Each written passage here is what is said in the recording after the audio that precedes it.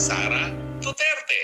Tinanggalan lamang ng confidential fund ng Kamara de Representante si VP at Education Secretary Sara Duterte. Ano po ang pruweba na marami pa palang mga tanggapan ng gobyerno ang may confidential fund at hindi tinanggalan? O tignan po natin ito pong slide na ito, magpapakita sa inyo kung ano-ano pala yung mga ibang ahensya na mayroong confidential, intelligence, and extraordinary expenses. Yan po yung tawag dyan. Aba, nangunguna sa listahan natin ang Kamara de Representante. O ito po basahin natin. Confidential, intelligence, and extraordinary expenses. Extraordinary and miscellaneous expenses. Under one line po yan. 1.6 billion. O diba, ang mga taga-kamara, wow, ang gagaling nila. Linipat daw nila ang confidential fund ni VP Sara sa mga ahensya na nakikipaglaban sa West Philippine Sea. E ang tanong, paano po yung 1.6 billion ng Kamara de Representante para saan naman yung confidential, intelligent, extraordinary expenses ng Kamara de Representante? Gaya din ba kayo ng Coast Guard? Gaya din ba kayo ng Navy? Ako nga nagtataka ako, bakit mo bibigyan ng intelligence funds ang Coast Guard at saka ang Navy para sa West Philippine Sea? Bakit? Magbibigay ba sila sa mga assets ng mga Chino? Meron ba sila mga assets na Chino na bibigyan ng intelligence funds? Ang kailangan po natin sa karagatan, satellite images lamang. Satellite data nang malaman natin kung sino-sino yung mga barko na nasa exclusive economic zone natin. So ano po? Speaker Romualdez, itong 1.6 billion, ibibigay din natin sa mga West Philippine Sea. Sige po, dahil kinakailangan, all those similarly situated must be treated alike. Ang tawag po dyan, Equal Protection Clause. So tanggalin po natin ang 650 ng Vice President and Education Secretary, pero ilipat din natin yung 1.6 billion ng House of Representatives na confidential, intelligence, extraordinary expenses, extraordinary and miscellaneous expenses. Now, alam ko po, sumagot na yung Congresswoman Kimbo. Now, ang sabi daw niya, iba daw ang miscellaneous, extraordinary and miscellaneous expenses. Iba po, kasi ako naging kongresista. Alam niyo ba? Okay? 2 taon naman po ako naging kongresista. Ang extraordinary and miscellaneous expenses, kahit anong expenses yan. Ang pagkakaiba, for purposes of liquidation, pipirma ka lang ng certificate. Totoo po yan. Inaamin ko po yan.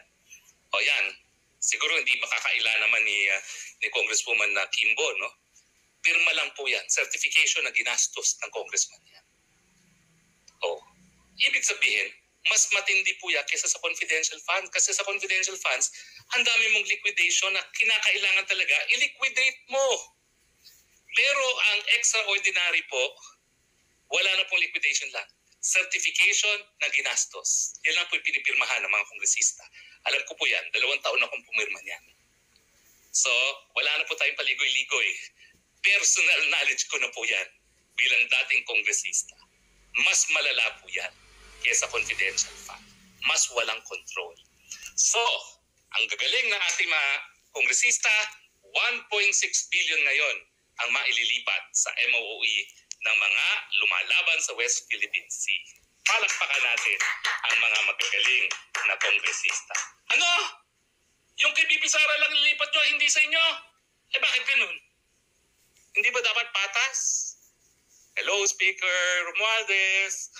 Kinakailangan para maniwala ang tao na ipagtanggal mo ng confidential fund ay hindi dahil sa politika, tanggalin mo rin yung nakalaan para sa Kamara de Representante.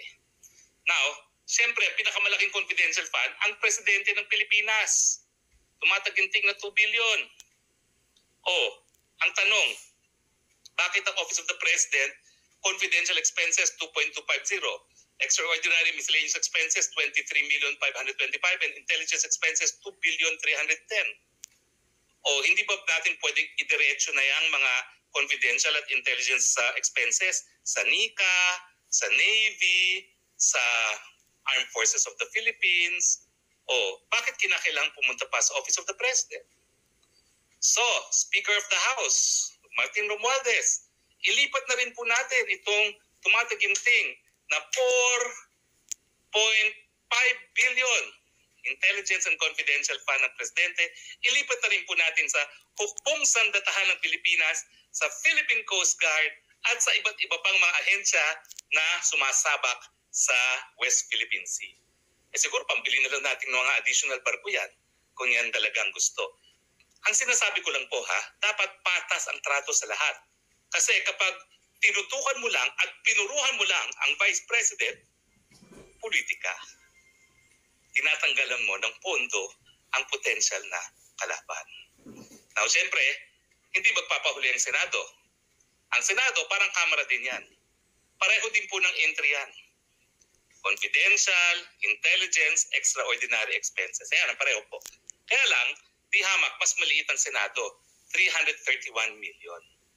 Pero kung tutuusin po, yung 331 million na confidential, intelligence, extra expenses, extraordinary miscellaneous expenses, mas maliit naman po yan, 150 na linaan para dun sa Education Secretary. Although, mas malakiit siya compared dun sa 500 ng Vice President.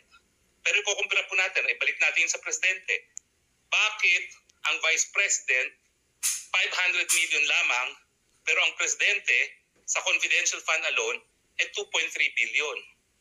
Di ba pareho naman silang executive branch of government? Bakit ang Speaker of the House, tinanggalan sa Vice President, hindi tinanggal yung sa President? Dahil magpinsan o dahil banta sa 2028 ang Vice President. Malinaw na po mga kababayan na hindi po kami nag-iimbento. Yan po ay nanggaling sa mga pahina ng General Appropriation Bill. Okay? Na didiscuss ngayon ng Kamara de